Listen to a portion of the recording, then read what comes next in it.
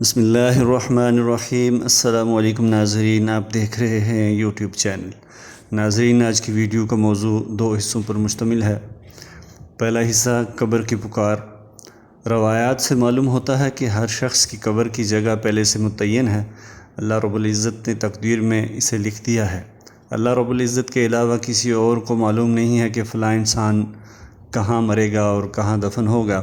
حتیٰ کہ اپنے بارے میں بھی کسی کو یہ معلوم نہیں ہے کہ اسے کہاں موت آئے گی اور کہاں کی مٹی اس کی قبر بنے گی، لیکن قبر کو معلوم ہے کہ میرے پاس کون آئے گا۔ امام غزالی رحمۃ اللہ احیاء العلوم میں نقل فرماتے ہیں کہ قبر کی جگہ اپنے اندر آنے والے کو آواز دیتی ہے کہ اے فلاں، میں تاریکیوں اور اندھیروں کا گھر ہوں، میں تیرے انتظار میں ہوں، میرے اندر رہنے والے بچھو اور سانپ بھی تیرے منتظر ہیں اور اللہ کی رحمتیں بھی منتظر ہیں، میرے پاس تیاری کر کے آ۔ اگر تیاری کر کے آئے گا تو میری باہیں تیرے لیے کھل جائیں گی، تاریکی روشنی سے بدل جائے گی، تنگی وسعت میں تبدیل ہو جائے گی، اور اللہ کے عذاب کی بجائے اس کی بے پناہ رحمتیں تیرا استقبال کریں گی۔ لیکن اگر تو تیاری کے بغیر آئے گا تو یاد رکھ، میرے بچھوؤں اور سانپوں کے ذریعے تیرے اوپر دردناک عذاب مسلط کیا جائے گا۔ قبر کو یاد رکھنے کا فائدہ اور اثر۔ قبر ہمارے انتظار میں ہے، لیکن ہم قبر کو بھول چکے ہیں۔ اسی قبر اور آخرت کو بھولنے کی وجہ سے انسان گناہوں پر جرأت کرتا ہے، اور اگر قبر سامنے ہو اور میدان قیامت کا منظر اور آخرت کا عذاب یاد رہے تو انسان گناہ کرتے ہوئے ڈرتا ہے۔ اس کے سامنے یہ تصور جمنے لگتا ہے کہ دنیا تو چند روزہ ہے، معلوم نہیں کتنے دن، کتنے گھنٹے، کتنے منٹ، بلکہ کتنے سیکنڈ میں ختم ہو جائے گی۔ اس تصور کے ہوتے ہوئے گناہ یا تو ہوتا ہی نہیں، اگر ہو تو بہت کم، اور ان میں بھی اکثر چھوٹے چھوٹے، اور کبھی بڑا گناہ سرزد ہو جائے تو توبہ کے بغیر چین نہیں آتا۔ ایسے آدمی سے دوسروں پر ظلم اور سختی نہیں ہوتی، کیونکہ ظلم کرنے سے پہلے اسے اپنی قبر یاد آتی ہے اور آخرت کا منظر آنکھوں کے سامنے گھومنے لگتا ہے، اور یہ خیال آ جاتا ہے کہ اگر ذرا برابر بھی ظلم کیا تو قیامت کے روز اس کا حساب چکانا پڑے گا۔ اور اللہ رب العزت کا ارشاد ہے، ترجمہ: جس نے ذرا برابر بھی نیکی کی وہ اسے دیکھ لے گا، اور جس نے ذرا برابر بھی برائی کی وہ اسے دیکھ لے گا۔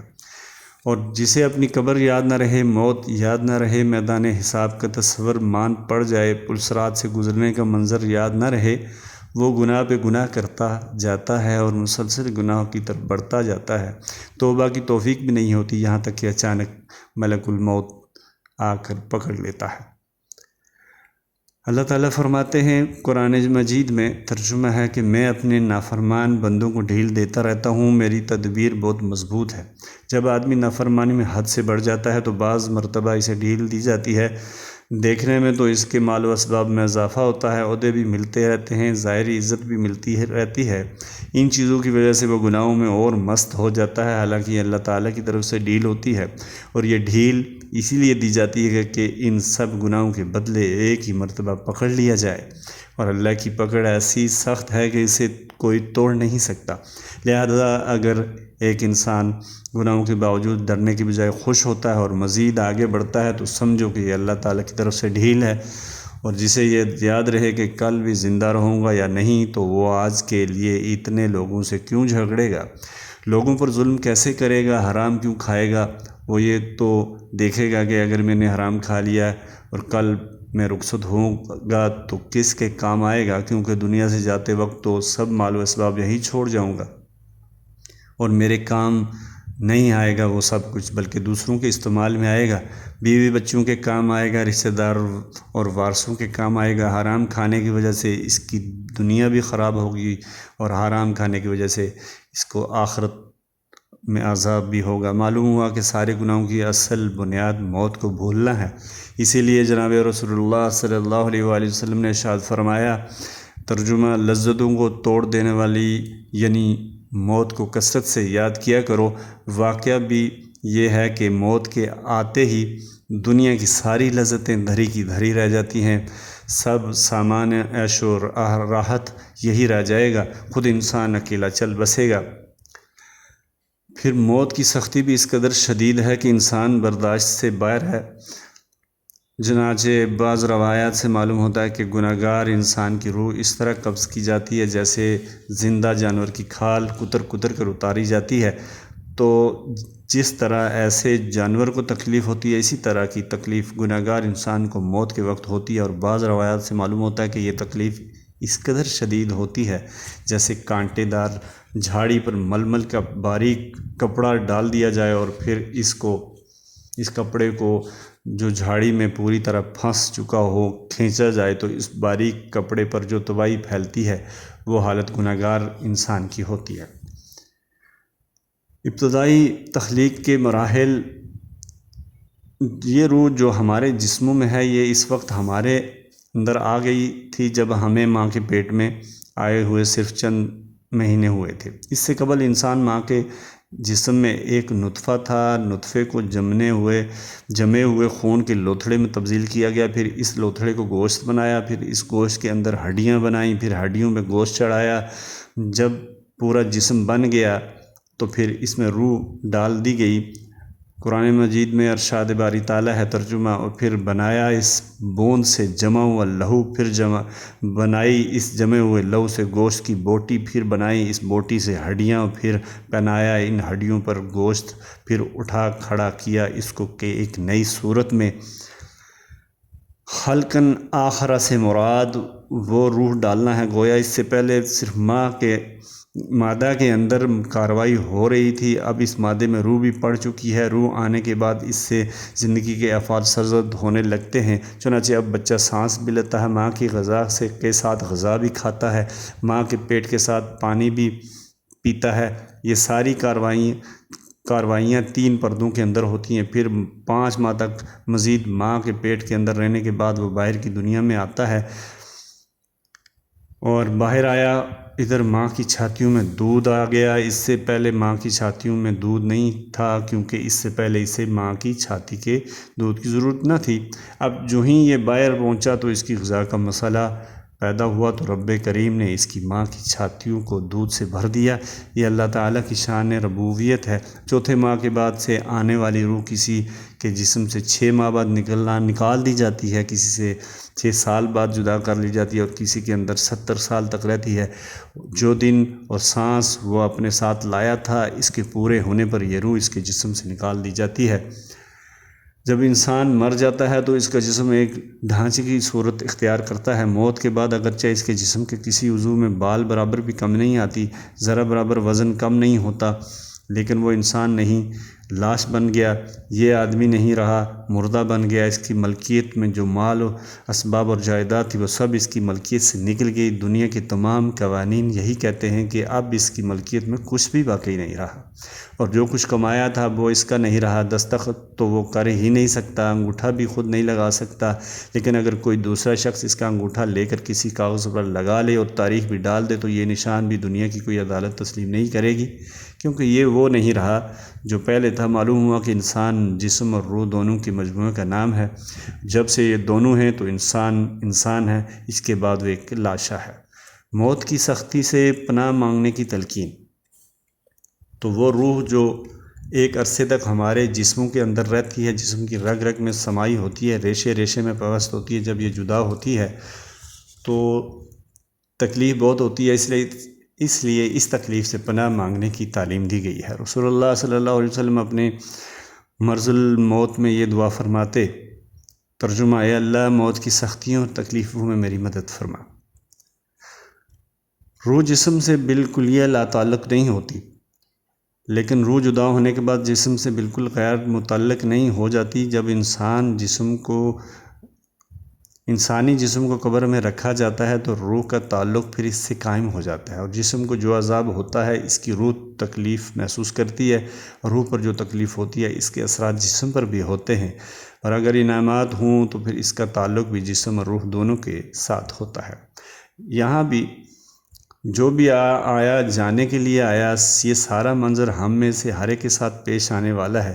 جب یہ منظر انسان کی نظروں سے اوجھل ہو جاتا ہے تو آدمی شیطان بن جاتا ہے، چنگیز خان بن جاتا ہے، درندہ بن جاتا ہے، بچھو اور سانپ بن جاتا ہے، انسان کے جامے سے نکل جاتا ہے۔ اور اگر یہ منظر سامنے رہے تو پھر یہ سبق دیتا رہتا ہے کہ عارضی زندگی کی خاطر آخرت کی دائمی زندگی کو برباد نہ کرو۔ اصل زندگی تو موت کے بعد چھوڑنے والی ہے، یہاں پر تم چند دنوں کے لیے آئے ہو۔ ناظرین، ویڈیو کے دوسرے حصے کا عنوان حضرت سلیمان علیہ السلام کے ساتھی کا واقعہ۔ امام غزالی رحمۃ اللہ فرماتے ہیں، یہ واقعہ انہوں نے لکھا ہے کہ ایک مرتبہ حضرت سلیمان علیہ السلام اپنے ساتھیوں کے ساتھ تشریف فرما تھے۔ ایک اجنبی آیا اور حاضرین میں سے ایک کو بار بار گھورنے لگا، کچھ دیر بیٹھا رہا اور عرض کیا کہ وہ شخص مجھے گھور رہا تھا، جس کی وجہ سے میں بہت پریشان ہو چکا ہوں، میں زیادہ دیر یہاں ٹھہر نہیں سکتا۔ اللہ تعالیٰ نے آپ کے لیے ہوا کو مسخر کر دیا، برائے کرم آپ ہوا کو حکم دیں کہ وہ مجھے اڑا کر ہندوستان کے آخری کنارے پہنچا دے۔ سلیمان علیہ السلام ملک شام میں ہوتے تھے، آپ نے ہوا کو حکم دیا کہ وہ اسے اڑا کے ہندوستان کے آخری کنارے پر چھوڑ آئی۔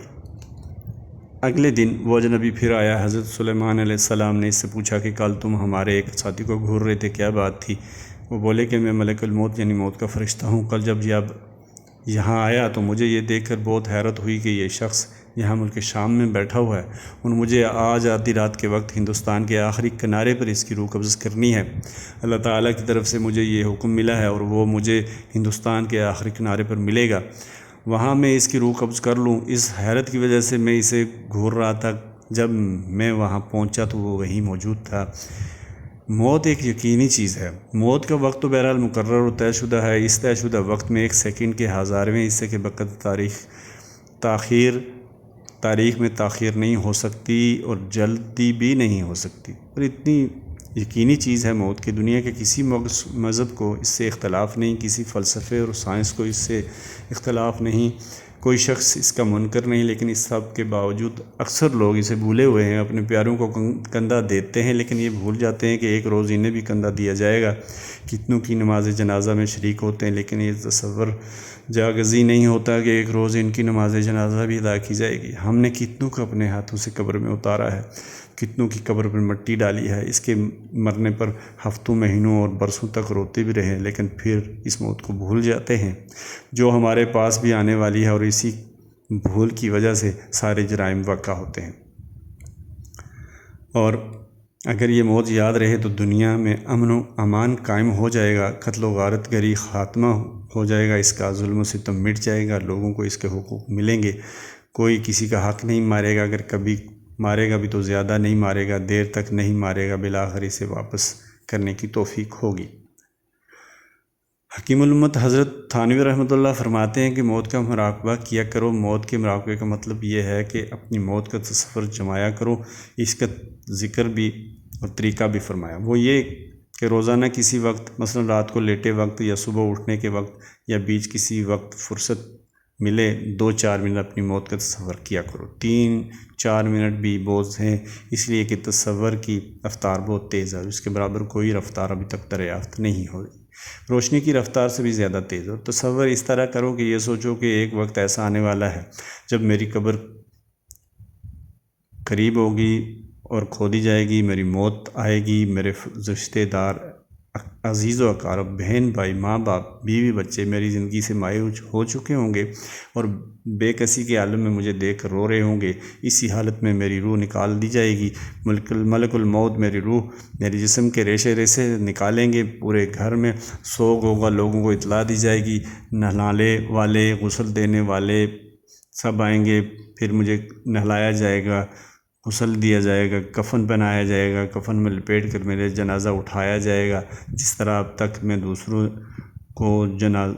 کو اس حالت میں دیکھتا رہا ہوں، اسی طرح آج دوسرے لوگ میرے جنازے کو کندھا دیں گے، مجھے دیکھیں گے، میرے بھائی، میرے والد، میرے بیٹے، میرے دوست، میرے عزیز و اقارب سب مجھے کندھا پر لے آ رہے ہوں گے، نماز جنازہ ہوگی، پھر مجھے اس گڑھے میں لے جایا جائے گا جو میرے انتظار میں ہے، وہاں نہ روشنی، نہ تکیہ، نہ کوئی ساتھی ہے، نہ کھانے پینے کا سامان ہے، مجھے لٹا کر من و مٹی میرے اوپر ڈال کر واپس چلے جائیں گے۔ اس کے بعد میں ہوں گا، میری قبر ہوگی، میرا عمل ہوگا، جیسا عمل ہوگا ویسی ہی وہ قبر میرے لیے ہو جائے گی۔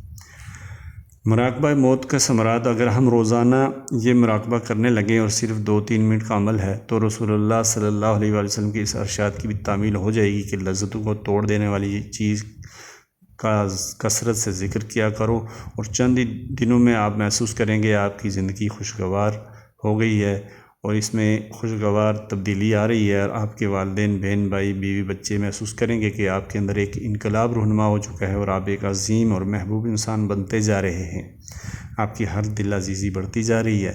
اللہ تعالی ہم سب کو اپنی قبر کی تیاری اور گناہوں سے بچنے کی توفیق عنایت فرمائے، آمین۔ آخری دعوانا الحمدللہ رب العالمین۔ ناظرین، یہ تھی آج کی ویڈیو۔ ناظرین، میرے چینل کو سبسکرائب کریں اور لائک کریں اور کمنٹ کریں اور بیل آئیکن کا بٹن ضرور دبائیے گا۔ اگلی ویڈیو تک کے لیے اجازت دیجیے۔ اللہ تعالی ہم سب کا حامی و ناصر ہو۔ اللہ نگہبان۔